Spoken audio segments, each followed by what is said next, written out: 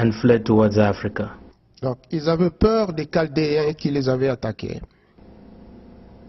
They were afraid of the Chaldeans who were attacking them. Nous lisons ces textes dans 2 Rois au chapitre 25, verset 26, et dans Jérémie au chapitre 37, verset 8. We find this text in 2 Kings 25, verse 26, and Jeremiah 37, verse 8. Alors, voilà la campagne de Nebuchadnezzar, roi de Babylone, contre Juda. So here is the campaign of King Nebuchadnezzar against Judah.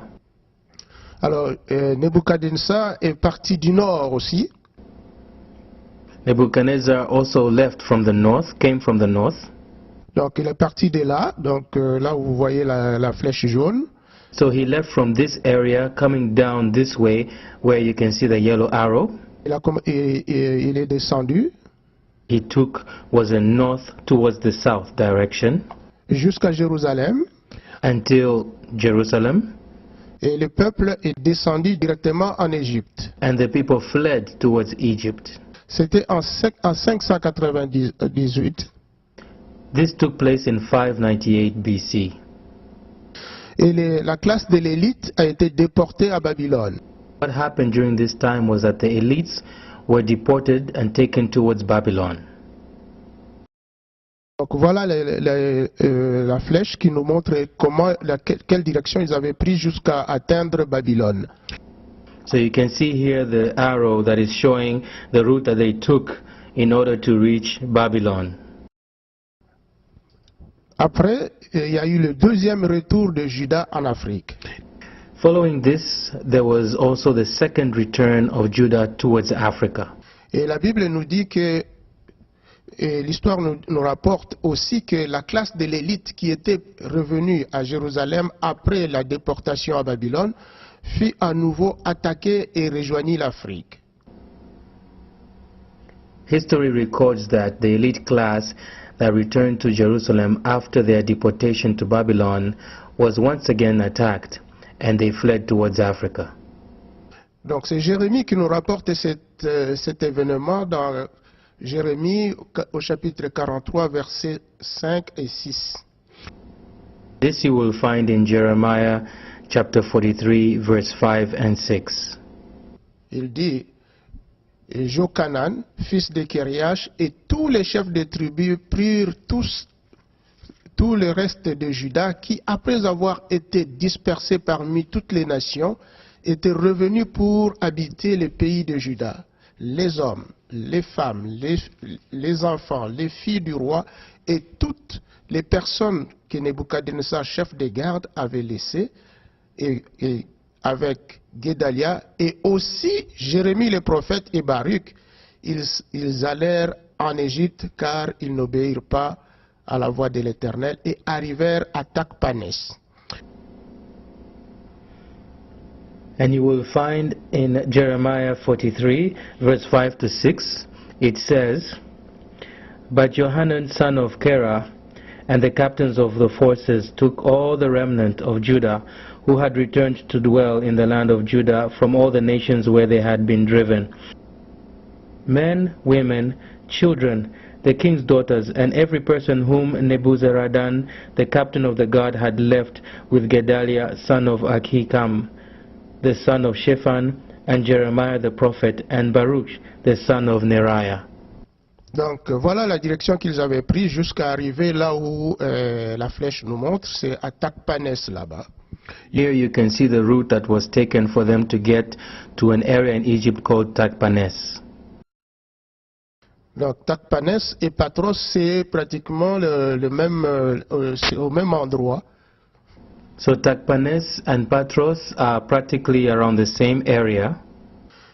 Alors l'installation de ces Juifs à Patros était annoncée dans Jérémie au chapitre 44, au verset 1er. So the installation of the Jews, or the establishing of the Jews in Patros, was announced in Jeremiah 44, verse 1. La parole de l'Éternel fut adressée à Jérémie sur tous les Juifs demeurant en Afrique, donc en Égypte, demeurant à Migdol, à Takpanès, à Noph et au pays des Patros. Jeremiah 44 verse 1 says, "The word that came to Jeremiah concerning all the Jews who dwell in the land of Egypt, who dwell at Migdol, at Takpanes, at Noph, and in the country of Patros." Donc Patros qui est cité dans la Bible, c'est cette partie-là, et voilà la carte qui nous montre même le lieu où se trouvait Patros. Patros is a place that was mentioned in the Bible, and this is the map showing you where Patros was situated. Le troisième et dernier retour d'Israël, du royaume de Juda en Afrique. The third and the last return of Judah as a people towards the kingdom of Africa. L'histoire nous rapporte que la révolte des Juifs contre Rome en l'an 66 après Jésus-Christ.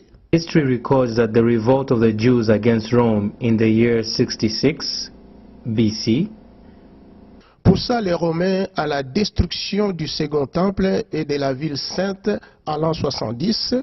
History records the revolt of the Jews against the Romans in the year 66 AD, pushed the Romans to destroy the temple and the holy city in the year 70 AD.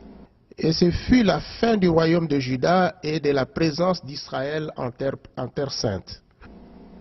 That marked the end of the kingdom of Judah and the presence of Israel in the Holy Land. Dans Actes au chapitre 21 au verset 36, Acts chapter 31 verse 38. Vous allez trouver que les Égyptiens allaient aider les Juifs à retourner en Afrique et à passer par les pistes du désert. You will find that the Egyptians went to help the Israelites, to help them return to Africa. Alors voilà la partie où il y a eu la grande concentration des Juifs, donc la partie des Takpanes, où était déjà le royaume d'Israël et puis est venu le royaume de Juda. Here's the territory where there was already a big presence of Israel, the area of Takpanes, and later where the people of Judah came to settle. Et voilà comment ils se sont étendus de l'est vers l'ouest de l'Afrique. You can see how they came from the north towards the west and the east of Africa. Donc, à un moment donné, toute cette partie, ça s'appelait So-Yuda. So at some point in time, this whole area was called So-Yuda. Donc, So-Yuda qui est devenu le Soudan aujourd'hui. So So-Yuda has now become known as Sudan today.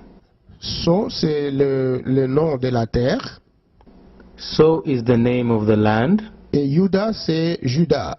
Judah is Judah. Donc, les deux, ça formait le nom que nous avons maintenant, c'est le Soudan. These two words today are known as Sudan, the name of the country.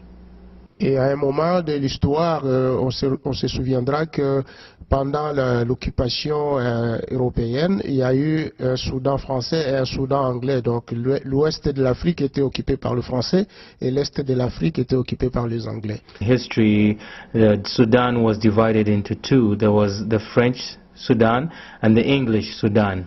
So the French Sudan was occupied by French, and English Sudan was occupied by the